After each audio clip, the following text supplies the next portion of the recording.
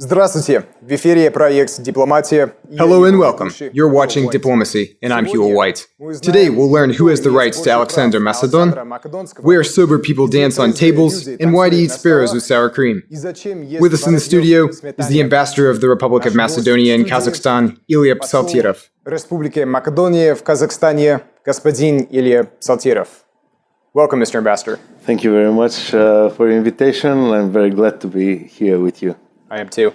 A few years ago, a massive monument to Alexander the Great was built in your capital, Skopje.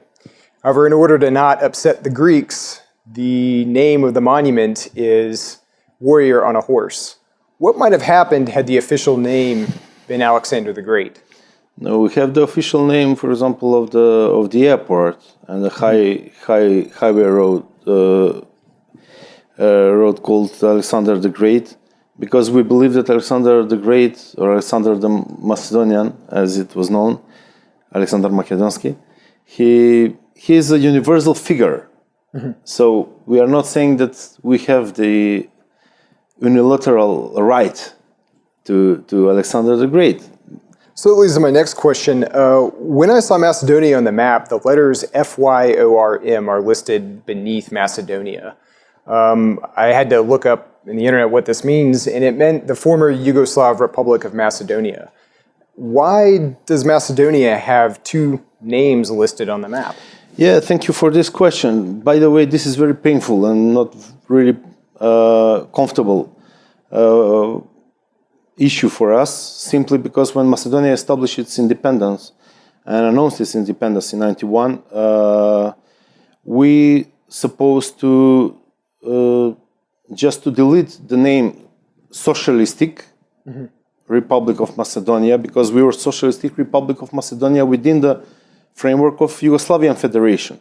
And just we deleted the Socialistic because it disappeared, yeah? And we remained the name Republic of Macedonia. In the history, we never used other name than Macedonia. When we wanted to become member of United Nations, Greece raised the problem issue about the name. So they said if Macedonia, if this country wants to join UN, they cannot use Macedonia. So this former Yugoslav Republic of Macedonia is kind of provisionary name, which was agreed to be a very short period of time. Mm-hmm. Unfortunately, it lasts more than 20 years. Yeah. So in 1995, we signed agreement with Greece, saying that Macedonia will change the constitution and the flag. So this flag that you see is a new flag, and the old flag was related to the ancient Macedonia. It was the ancient flag with sun of the ancient Macedonia. So we have changed the flag, we have changed the constitution, saying that we don't have any territorial aspirations toward the territory of Greece, and that Greece won't block Macedonia on its way to the European Union, to NATO, to other international organizations. Unfortunately, it happened a few years ago when Macedonia is supposed to become a member of NATO, together with Croatia and Albania. And how does the Macedonian public feel about a potential name change for the country?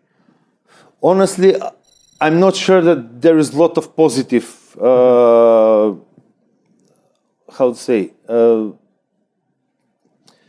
that people feel this as a kind of really problematic issue because it's related to our identity. Exactly. You know, so it's not easy to tell someone that from tomorrow you won't be someone else, but you will be something that I want you to be. So it's really a sensitive issue for us, the Macedonians, simply because we have long tradition, long history, and we have our own language, our own alphabet, our own cultures and traditions, etc., which define us as a nation. So, what sorts of economic and political pressures is Greece putting on Macedonia? Now we still feel this political issue over everyday activities, because simply because if we were part of EU as Croatia is, because we got the candidate status before Croatia. So Greece blocked Macedonia from NATO and the EU. Yes, so we are stuck somehow in one position and we cannot move forward, which means that if we don't solve the name issue, we cannot go step forward. And honestly, we don't see any problem apart of this issue. By the way, how we can compare Macedonia and Greece, how we will jeopardize the Greeks or the Greek territory. Can we attack them with planes or something? We have, I don't know, 5 planes maybe or whatever. No. Anyhow, we have very honest approach. We really want to live in peace with our neighbors. It is very important. Macedonia was always a crossroad of civilization. It is geostrategically and geopolitically very important, not just for the Balkans, for the Europe, I would say even widely, and you know why, because we are nowadays witnesses of the migration crisis, which is happening in Macedonia as well. And speaking of crossroads, we just recently saw Macedonia all over the news in Europe. Macedonia decided to close its border to refugees and migrants, and as a result, 13,000 migrants, as I read correctly, I think, were stranded on the Greek side of the border. What was Macedonia's reason for closing the border? If you see out of the box, and if you see even much wider, you will see that it doesn't depend on us. It depends on other countries, because these migrants are coming from Turkey to Greece, and through Macedonia, Serbia, Croatia, they are going to Austria, Germany, Sweden, whatever, yes? So if Austria says we will close the border, Croatia says we close the border, Serbia says the same, what we should do? We should say, okay, we will accept, and we, with 2 million people, we should accept all of them, and we pay our own money from our own budget. EU is giving nothing for this. And this is not our problem. It was even your president said last week that he was saving Europe from itself. That's right. Why? Because the Macedonian border with Greece is the Schengen border of EU, which means that they're entering EU, which means from Turkey they enter EU in Greece, they're in Greece, but then they leave basically EU, they enter Macedonia in order again to go to EU. But these EU countries, they say, you have to protect us because we don't want them. After the bombing of Yugoslavia by NATO forces in 1999, how does Macedonia feel about the transatlantic alliance now? I know you said your country is looking to join NATO. It is our strategic goal. So joining NATO, joining European Union is a strategic goal. It is written in our strategic documents that Macedonia would like to join, because it's logical that we live surrounded by countries that are members already. We have our own decision, but unfortunately, we are blocked many years. And this creates internal problems. In Macedonia, it creates political problems, economic problems, simply because we cannot join these institutions which will provide much positive impact to our economy, to our everyday life. And that's why we are struggling with this issue. So the only problem of Macedonia in the moment is the name issue. The only problem. So if we solve, and we would like to solve it, of course, but this doesn't mean that we would like to delete ourselves from the map of the world. Of course. So you wouldn't say there's any anti-American sentiment left over from in Macedonia? In Macedonia? No. Okay. America is our strategic partner. By the way, we have even strategic cooperation agreement with U.S. government for this issue. So the Macedonian diaspora is almost as large as the population of the Republic of Macedonia. That's right. Even maybe bigger. We don't have maybe the real numbers. There are large numbers in the US, in Germany, Australia, Italy, Denmark, Belgium. I could go on. You're right.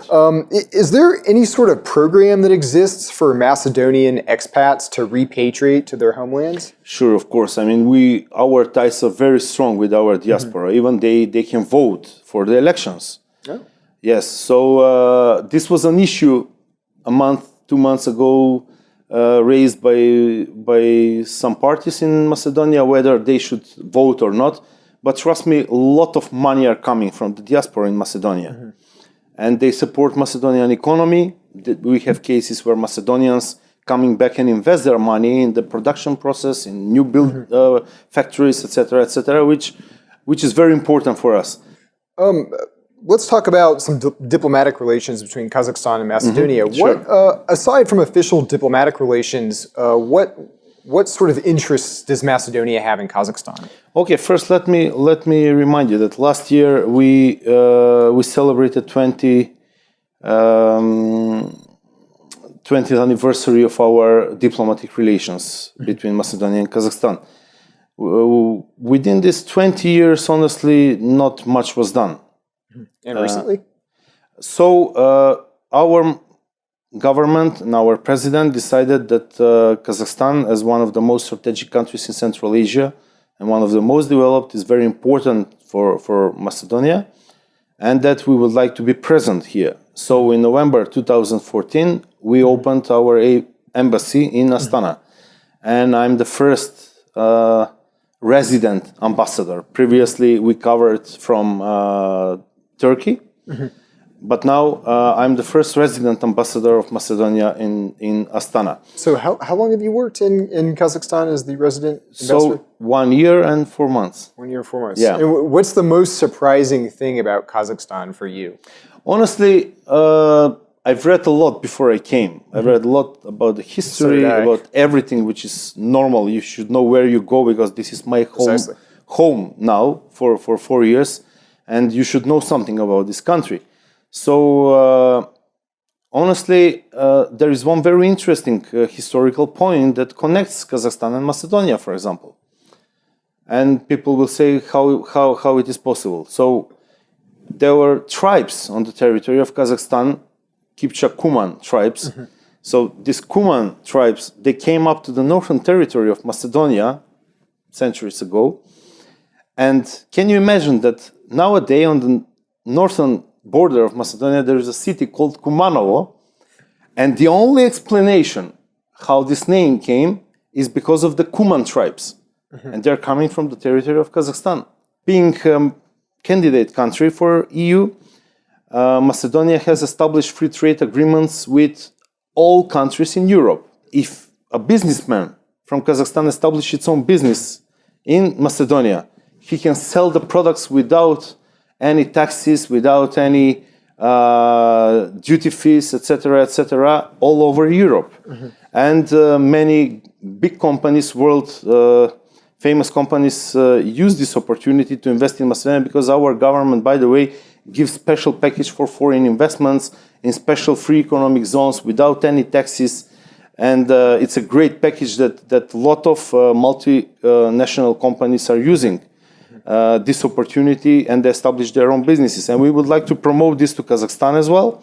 I was told that you had worked as a journalist before you started working as a diplomat. What made you switch to diplomacy? No, honestly, I have long history. Maybe just a few quick words. Okay, I used to work as a journalist for the Macedonian national TV. I had my own show there, and as well I was a part of one other show. It lasted for a few years. In that time, there was no private TV stations. It was very hard to enter as a journalist. So we supposed to pass several levels of interviews, etc. So this, what I gained from this basically is to improve my presentation and communication skills, and it helped me a lot afterwards. So, by the way, I was, after that, a long time in the business as well, because my diploma is from economic background. So I have PhD in economics, but my master's degree is political and administrative studies, European studies, and I have a lot of diplomas from diplomatic schools all over Europe. So after many years as a manager in the business, I decided to join the Ministry of Foreign Affairs, by the way, And then it appeared this opportunity to become an ambassador in Kazakhstan, and here I am. As we reach the end of our interview, what did I not ask you about, but you would have liked to have discussed? I would like to say that in the last year and few months, we organized several business presentations, several business forums in Astana and Almaty. This year, we will have a Macedonian Cultural Week, or days, let's say, in Kazakhstan, which means that the most famous ethno music group will have two concerts in Almaty and in Astana with the Philharmonies, with the National Philharmonies. It would be a great spectacle because this band, those are people who are cultural diplomats of Macedonia. They have diplomatic passports, by the way, and they've had more than 700 concerts all over the world. So I think it would be a great opportunity for people who would like to hear Macedonian ethno music with Philharmonic Orchestra support a little bit to enjoy in Almaty and Astana. There is a time it would be at the very beginning of September, in the light of the Independence Day of Macedonia, which is 8th of September. As well, we will work very hard in the next period for tourism connections. So we're going to bring the best tour operators from Macedonia here, as well a group of tour operators from Kazakhstan to Macedonia to an info tour to visit Macedonia and to acquaint more closely with Macedonia. Which means that thanks to our partner, Turkish Airlines, we're going to organize this kind of trips in the following 2 months. And I would like to emphasize at the end that Macedonia is one of the few European countries, and probably together with Albania, we would say that we are giving the best conditions for the Kazakh people to come to Macedonia without visa, which means that 3 years, and now since 15th of March, it would be the 4th year that Kazakhstani citizens can travel to Macedonia up to 90 days without visa. So I invite all the Kazakhstani people to come to Macedonia. It's very simple. Just take a plane, go to Istanbul in Macedonia. You're in 6 hours there, and you will enjoy the great culture, great history. Unfortunately, that's all we have time for today. Yeah, sure. Thank you. Thank you, Mr. Ambassador. Спасибо вам большое тоже. Вы смотрели You've watched Diplomacy. I'm Hugo White. Until next time. До свидания.